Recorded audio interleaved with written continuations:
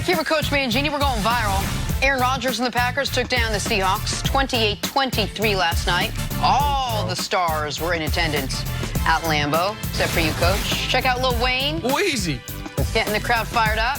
You're a Wheezy fan, Coach. That's why we included it. Now, that's a jacket I can get behind right there. That's the one I wore into the studio today. It's crazy. I know. They didn't let you wear it on set. Also, AD Anthony Davis was in Green Bay rocking his Aaron Rodgers jersey. Shout out to Wheezy, big fan of, obviously, Undisputed with Skip and Shannon, but also watches this show leading up to it almost every morning. He's a huge Packer fan. Lil Wayne and I have become kind of pretend internet friends ever since. Listen, way to he likes my Packers. So Lil Wayne and I have more in common than I thought. Correct. Exactly. Pretend friends with Coach as well. But he and I, our budding friendship might hit the rocks here in about a week and a half. If it is Packers Chiefs in the Super Bowl, Weezy, I'm telling you right now, y'all gonna get that work too. Like, I mean, this freight train ain't stopping for nobody. Packers, Niners, notwithstanding. It slowed down for a brief moment in the first quarter, and then it just took off. It's just, listen, the Chiefs are under good league partners, and they understood 51-7. People ain't watching. It's good. 24-0. They don't want people tuning out, man. And you saw the game went buttoned up right up until the Fox game started. It was perfect. Couldn't have scripted it any better. Nick is setting himself up for epic disappointment. I don't know. You're gonna have to be medicated. We'll see. Oh, let's watch more of this. Speaking of the Chiefs, who beat the Texans 51-31 after trailing 24-0 to start the second quarter. Pat Mahomes mounted an unbelievable comeback, 321 yards, 5 touchdowns. He became the first player in postseason history with at least 300 passing yards, 50 rushing yards, and 5 touchdowns.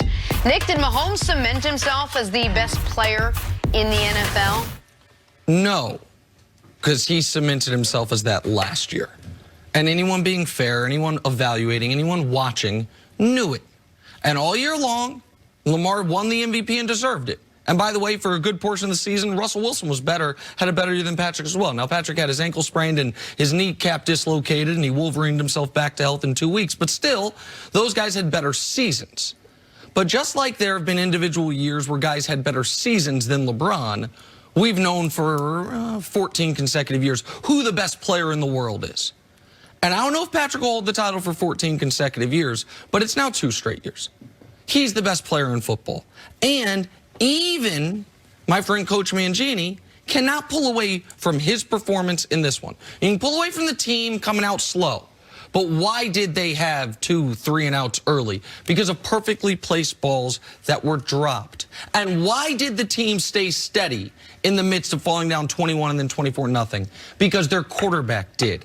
And the last check mark we have wanted to see from Patrick Mahomes in the playoffs, down, what does he do? Well, his first playoff game, they never trailed. His second playoff game, they were down to the New England Patriots in the 4th quarter, and he got the Chiefs in the lead twice, and his defense couldn't hold it. And then with 20 seconds left, he got him in field goal range to force overtime, and then he never got to touch the ball. And in this game, they went on a 51-7, 7 consecutive touchdown run. Asked and answered. He's the best player in the league. He's the most terrifying player in the league. He's the most unstoppable player in the league. And, Coach, I think even you know it. For weeks and weeks and weeks, we talked about Lamar Jackson. And you were on the Lamar Jackson bandwagon, I think, as hard as anybody. I said he was league MVP. Yeah, and I don't ever remember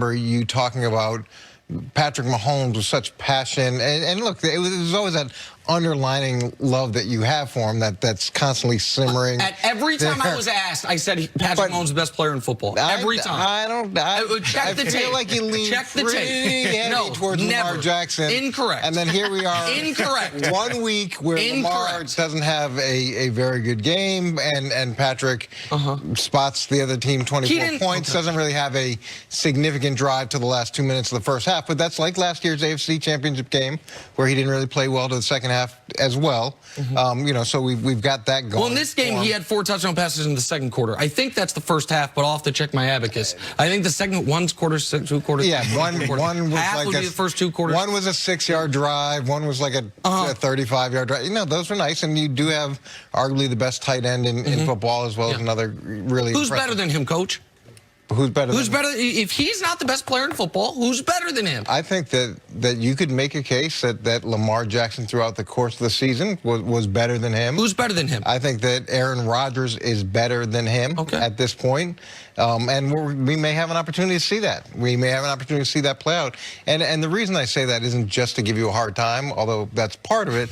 It's the fact that as fun as it may be. Aaron Rodgers has had to overcome coaching to some degree. And this isn't a shot at Matt LaFleur, but as a rookie head coach, there's a lot of things that you don't know. And there's a lot of mistakes that you do make. And Aaron Rodgers, throughout the course of the season, I think has done a great job of putting that team in a position to win when maybe there would have been some challenges with a less experienced guy like Patrick Mahomes. I think he definitely showed that he's the best in the game. You know, just his composure on the field. The throws he made, he didn't come out and have any flaws this game. He didn't have no sluggish in him early. Like you alluded to, Nick, he hit Kelsey in the hands. He hit Robinson in the hands. And although he does have a great signal caller and Andy Reid with him, his decision-making is impeccable. He always goes to the right guy on every route. And just the composure he has when he was going to Kelsey, you know, the whole second quarter, he didn't come off of Kelsey. He knew he had a mismatch, and he was going to feed that mismatch all game. So his decision-making, all the throws he can make in the pocket. Romeo Crennel tried to sit him blitzes to get him outside the pocket. See if that'll rattle him. He making great throws outside the pocket, great decision-making, knowing when to throw the ball away, when to force in tight coverage. Everything he has in his arsenal is making him the best quarterback in the game today.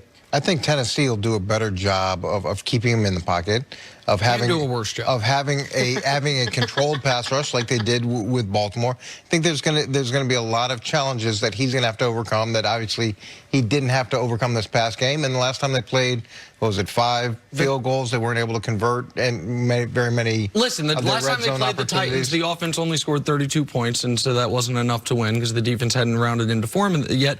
But listen, what will happen is they'll beat the Titans, and then you'll come in and talk about how you're still not impressed, and it's fine. But when they win the Super Bowl, you're out of cards to play. Like, and anyone doubting him is out of cards to play. There's no questions left. There's none left. This was one of the single, I want to be very clear, I will look into the camera. This was one of the single greatest playoff games anyone has ever played in the 100-year history of the sport. This was a team who the entire crowd thought they were going to lose. The head coach looked mummified and just catatonic. Like, how could this be happening again? Travis Kelce, the best tight end in football, drops it. Tyreek Hill, one of the best speedsters in the league, muffs a punt. Everyone's terrified, except for 15, who said, guys, make a play to give us a spark, and I'll take care of the rest. And McCall Hardman did his part, and Daniel Sorensen did his part, and Travis Kelce snapped into form, and all of a sudden, Patrick Mahomes is hitting him here and there, keeping a foot behind the line of scrimmage, having that awareness to keep it right behind the line of scrimmage to get at Travis Kelce there. He was perfect.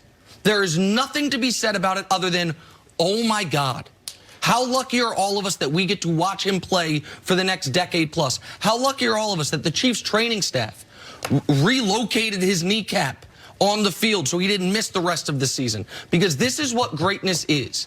This is Brady coming back from 28-3 down in the Super Bowl, except that took Brady 25 minutes.